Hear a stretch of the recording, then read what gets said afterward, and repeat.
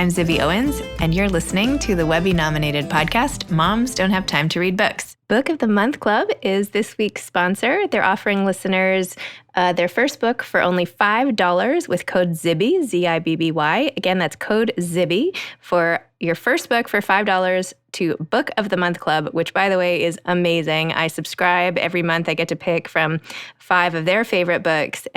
Most of the time, one of them is by an author I've had on my podcast, and then it just arrives. I've given it as a gift. I adore it, and you will too. So think of it for gifts, and for sure, go on bookofthemonth.com and subscribe yourself. I'm here today with VC Chickering, who's the author of Twisted Family Values and NOOKIETOWN.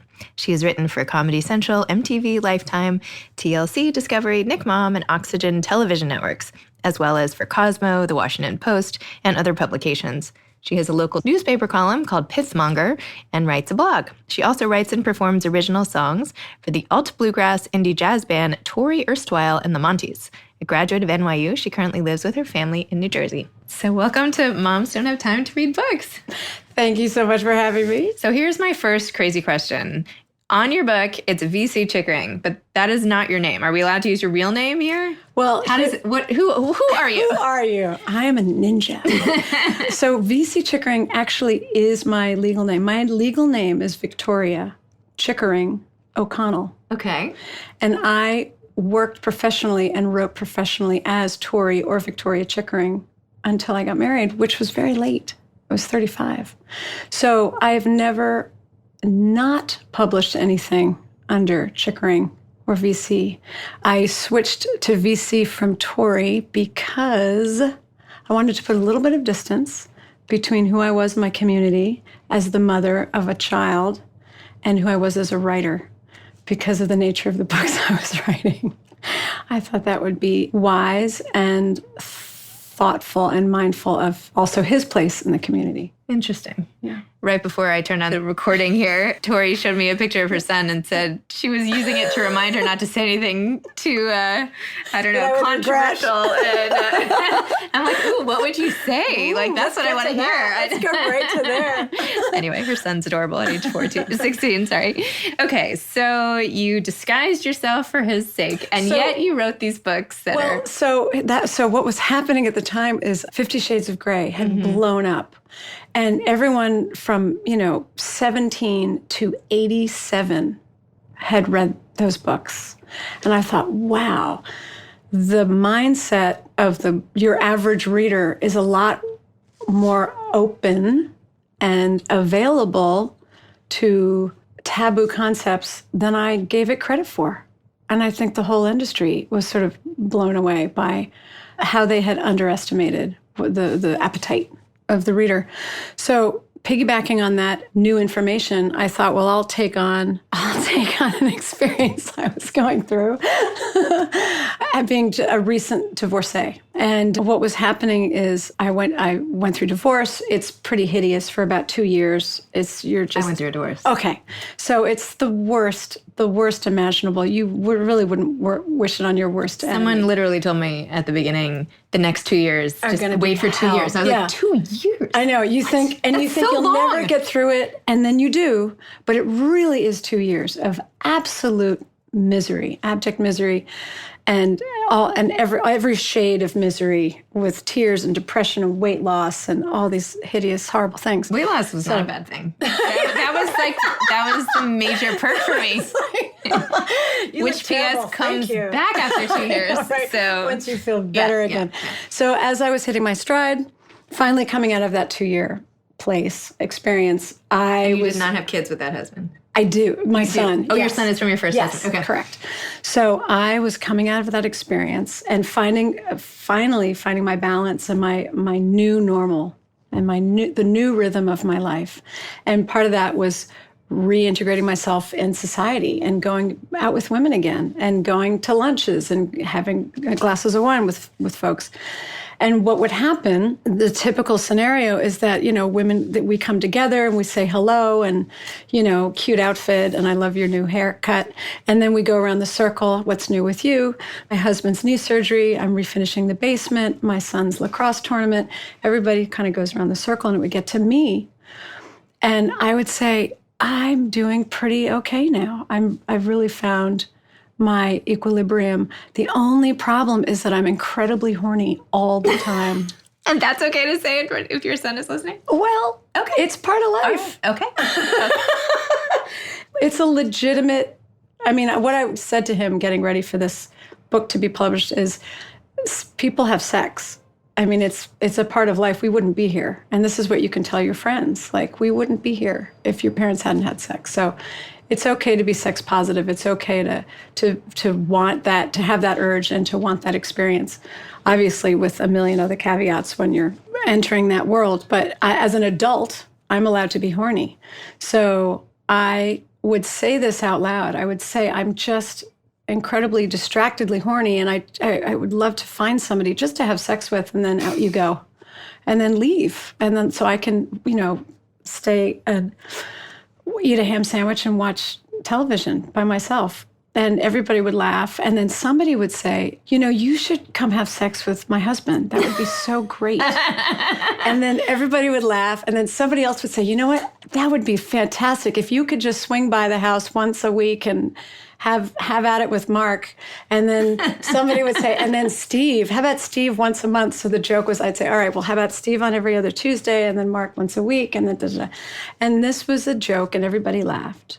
And then, of course, we moved on to whatever the next topic was.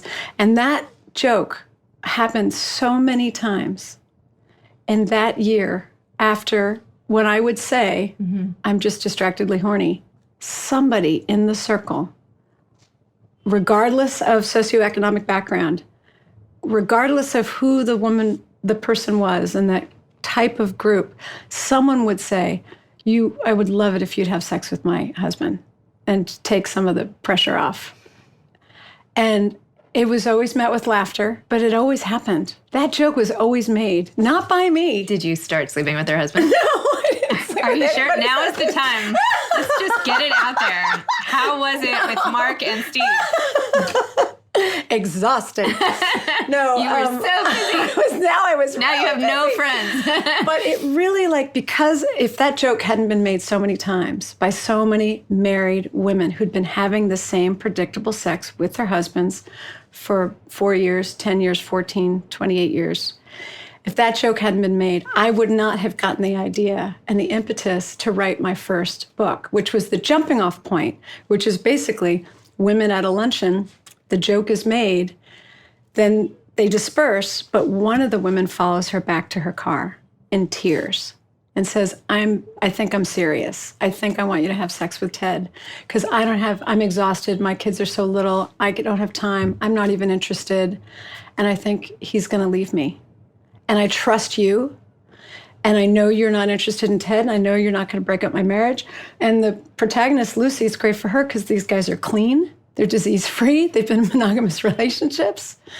So what happens is they try it, and it's a win-win-win. And everybody's thrilled. Ted's happy. It's sanctioned infidelity. Nancy's kind of happy to have some of the work offloaded. And Lucy's thrilled to get her rocks off. And so these two groups of women come together in this small community, and they create an underground barter system whereby the wives subcontract the horny divorcees to have sex with their husbands so they don't have to as often. And it works for a little while, and then it goes to hell in a handbasket. Wow. That's a great idea for a book. It's pretty funny. Yeah. And it's hilarious. And it's 7 women that are funny and sexually viable in their 40s. And it's a really enjoyable meditation on marriage and fidelity and monogamy and sex in this country versus other cultures versus other countries. What's really important in a marriage? What can be forgiven? What shouldn't be forgiven? It's a really fun read. And there was a bidding war in Hollywood. 3 different production companies wanted it. And Warner Brothers, it was Warner Brothers and NBC Universal and Jada Pinkett Smith's production company, and they were vying for it. And Warner Brothers won the option, but they didn't exercise it, so it came back to me. But there's another guy right now in Hollywood, and he's shopping it around for a TV show. But it's, as far as an ensemble comedy, imagine 7 of your favorite actresses in their 40s. It's perfect. Who get to be funny and smart and sexy. Yeah. Yeah. So cool. Yeah. Amazing. So that would be really fun. But what I was going to say, so about my son, to wrap it into my son. So when I was getting this idea, I reached out to my friend Larry Bloom, who's Judy Bloom's son. Oh. And I said to Larry, how old were you when Wifey came out? And he said I was like 12, I think.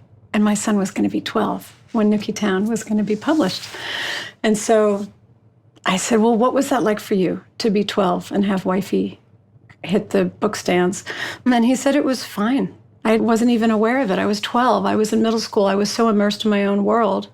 I didn't care what the grown-ups around me were doing or talking about or reading. So I said, well, I'm about to write this book, NOOKIETOWN.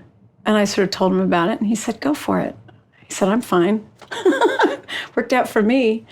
So I talked to my son about it, and little drips and drops, like every 6 months, I would sit him down and I would say, so do you understand that, grown-ups have sex? Like I was very, I deployed tiny little bits of, information to kind of prepare him for what would happen. And then you said, and then people stop having sex after they're married for 7 years? I said, well, people talk, but I said that I said, this book is really boring. There are no dragons. There are no car chases. Like nobody that is going to want to read it.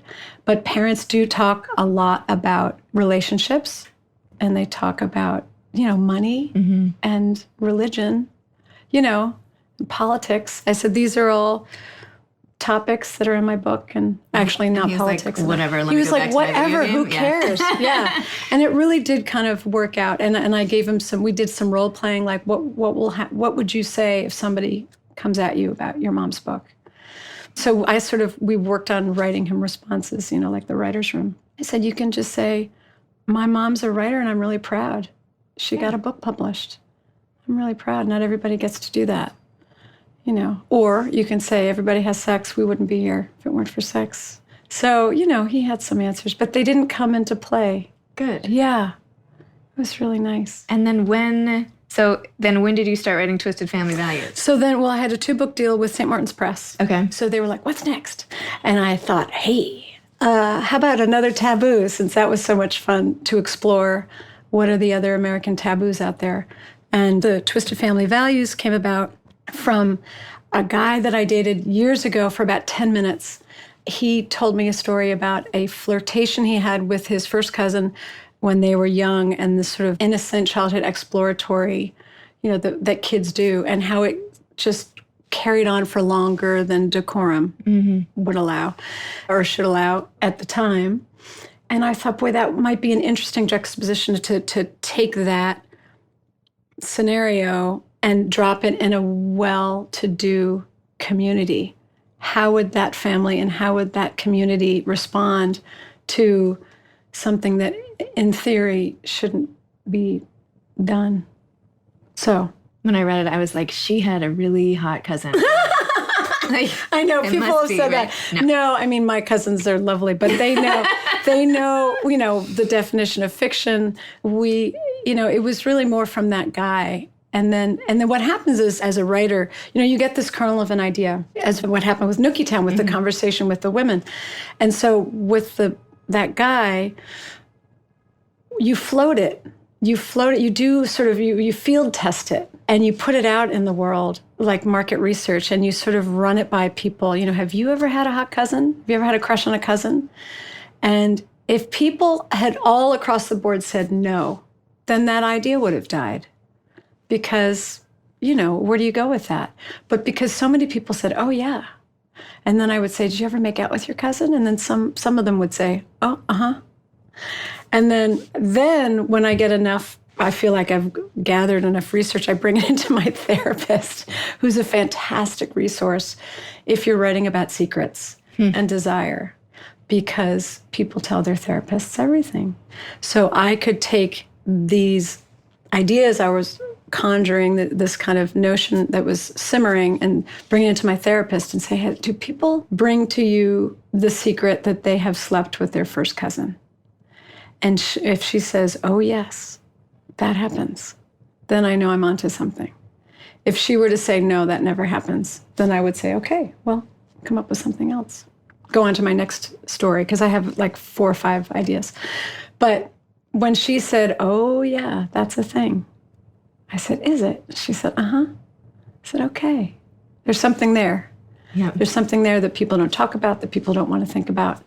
And then, of course, you couple that with the influx of all these wonderful immigrant families that we are getting to know, that our awareness has broken open, thank God, over the generations. We are much more, I think, aware of the immigrant experience and what people are bringing from other cultures into the American culture.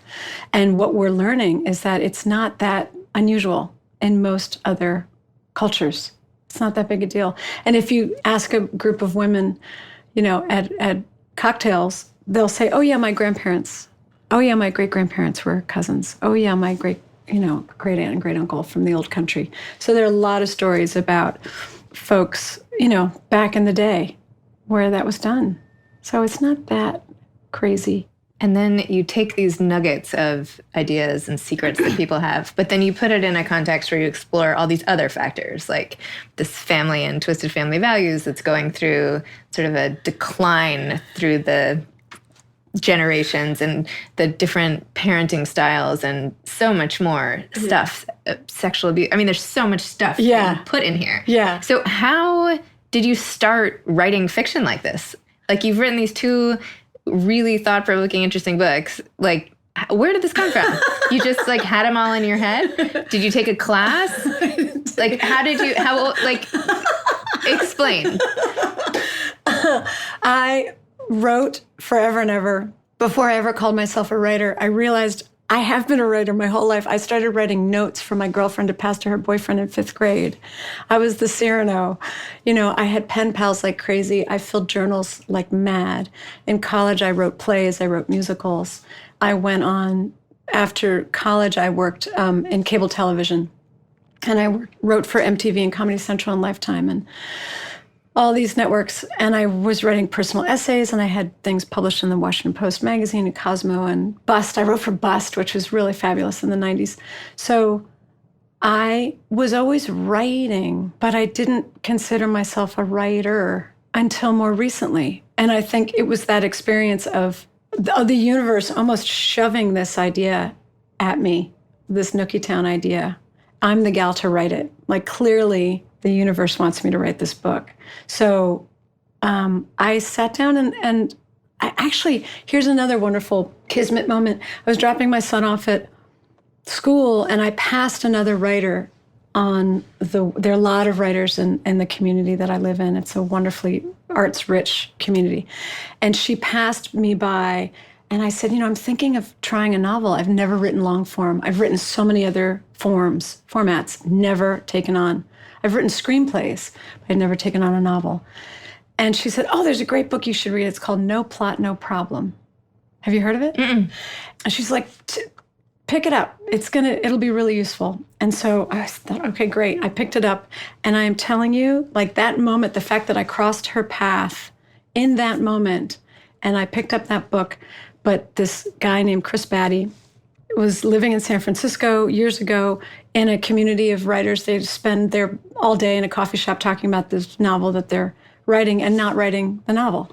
And so he said, "I think I'm calling bullshit on all of us. We're not writing. Why aren't we writing? This is ridiculous. Let's do this. We need a deadline. Let's pick a month." November was coming up.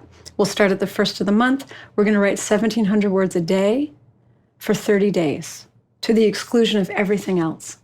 And at the end of the month, we'll have a 50,000-word first draft. And then we can call ourselves novelists and stop talking about finishing our novel. So he did that. And I think a bunch of them started, and many of them sort of fell away as the month. It's hard to do. But at the end, a small number of them had this 50,000-word first draft. And then I think they did it the next year, and there were more of them that tried it, maybe 28, and then 46, and then 92. And now it's this global movement, and it's called NaNoWriMo, which is short for National Novel Writing Month. And there's a book, which I just read the book, called No Plot, No Problem. And it's marvelous. It gets you started. It gets you psychically sort of in the mindset to do this thing. He basically posits that we can do anything if we know there's an end date. We know it's going to end. We can get on a diet. We can do a cleanse. We can train for a marathon. There are things that we can do. So he helps the writer get in the groove, get excited. He cheers them on. You're going to love it. You're going to come out of the gate strong. It's going to feel so good. And then and then it's day 10. You want to quit so badly. You hate this. You're miserable. So he talks you through the process. And I also read On Writing by Stephen King, which I'm sure many people have brought up, and Bird by Bird by Anne Lamott. So I read the On Writing, the Chris Batty. I interviewed her. Oh, did you? Yeah. Oh, that's wonderful. So I did the No Plot, No Problem to start. And then as I began, I was reading On Writing and Bird by Bird at night. And really it is a pretty intense. Everybody has to be on board. Your family, your spouse. It's like, mommy's going to do this thing, and we're all in support of mommy, which means the kids are going to be a little filthy for a while, and the food's going to go bad in the fridge, and, but we understand that mommy needs to do this. So that worked for me, and I finished, but I was only about halfway done with the story, so I took another 3 months to write the other 50,000 words. So by the holidays, I had 100,000 words, first draft. Wow. Yeah. And then on that, did you sell both the 2-book deal? So then I think I did two, I let, you always give it to your friends to read. You give it to an odd number of readers so that you don't get 2 people love this character and 2 people don't. You always want it to be an odd number. So 3 love them, 2 don't, so the 3 win. Interesting. I haven't heard that before. I think that was Stephen King. Maybe. I can't remember. But I had readers read various drafts and I would say, what do you think? Is there something here? Should I keep going? And they would say, yeah, this is really funny. Keep going. So then I've reached out to an agent, and she took me on, which was marvelous. And then I did another draft or 2 with her. And then I found a publisher, which is another hilarious and bizarre story of Kismet and the universe. And then did another draft or 2 for her. So I think there was 11 drafts. But my agent negotiated a 2-book deal with St. Martin's Press. So that was pretty exciting. But getting to St. Martin's came out of Hurricane Sandy. How so? Because friends of mine, we all lost power, and they went to Starbucks to use power. And the Starbucks was full of people, and all the outlets were crowded.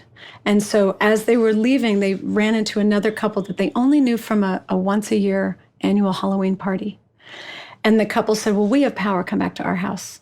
So they went back, they opened up their laptops, and to make small talk, my girlfriend, Rebecca, said to the guy, what do you do for a living? And he said, I work at Macmillan. I turn books into movies. And she said, oh, my friend just wrote the funniest book. You've got to read this book. And she told him the story. And then he found me at the Halloween party a week later in full costume and said, I want to read your book. So what I take away from that is that helping friends, is such a wonderful and key part of a lot of fortuitousness in life, I think. Friends introducing friends to guys that they think are good men. Friends, if she hadn't spoken up, she really got the ball rolling. She's kind of incredible. I hope you put her in the acknowledgments. Every time. I do. Both books. And I thank her, and I gave her flowers and maybe a pie. And when I see her from time to time, I say, you made this happen for me. So cool. And I'm so grateful. Aww. So it's marvelous what we can do for people without even realizing. It doesn't cost money. It's not a great effort. It's just opening your mouth and putting 2 people together. It's such a wonderful thing. And what about now?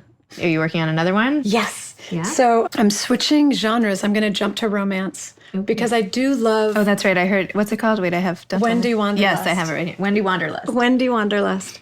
I love a happy ending. I love this notion of things working out. I want to believe that everything works out desperately. I cling to that belief.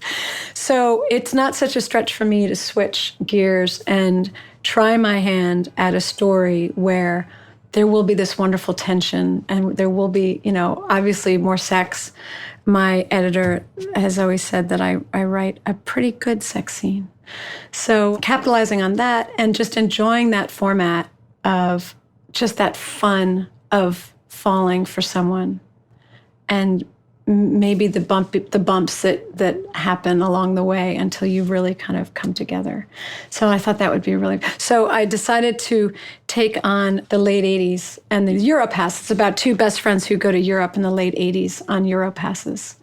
And they get into trouble with like hot foreign men on the back of mopeds. And they're going to zip around, and it's going to be like a cat and mouse thing. And one of them's going to get her backpack stolen, so she's going to have to busk. So then my songwriting, so I've already started writing little songs that come into the story. So it's already really fun to write. I'm 13,000 words in. Wow. So, yeah. That's awesome. Yeah. Well, we're almost out of time here, and I had all these questions about Twisted Family Values, but I much prefer just hearing your whole story of writing and how you got here. And can I tell you real quick what it's about? Yes, tell us what it's about. We only talked about the cousins in general. Right. Okay. But give us a synopsis, why not? Well, Twisted Family, because it's such a good book.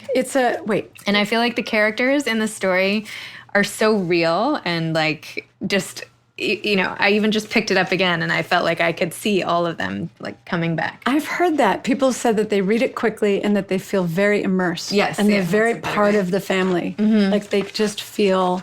Yeah. That they're at the kitchen table talking to these people. It's nice to be a part of someone else's issue. I know, right? It's always, just put a little distance from your own. I love to say it's the story of secrets, expectations, and maddening desire among 4 generations of a funny, imperfect, dysfunctional family in an upscale New Jersey suburb. And it takes place between 1968 and 2014. So it's 50 years in one family. And you jump around and you get to remember the hors d'oeuvres and the outfits and the music that was kind of part of your world swirling around at the time. It lines up with my age, my generation. So they're toddlers in the late 60s, kids in the 70s. They go to high school and college in the 80s. And then up until 2014, it's really fun. It's a really fun ride. Yeah, it's a great book. I really enjoyed it. Thank you so much. Thank you so much for coming on Moms Don't Have Time to Read Books. This has been so great. Thank you for having me. I really appreciate it. This episode has been sponsored by Book of the Month Club. bookofthemonth.com. Enter code ZIBBY to get your first book for $5. Thanks for listening to Moms Don't Have Time to Read Books. You can follow me on Instagram at Moms Don't Have Time to Read Books. Thanks so much to Steve and Ryan at Texture Sound for the sound editing. And thank you to Morning Moon Productions for providing this fantastic intro and outro music. Thanks for listening. You could always email me at zibby@zibbyowens.com.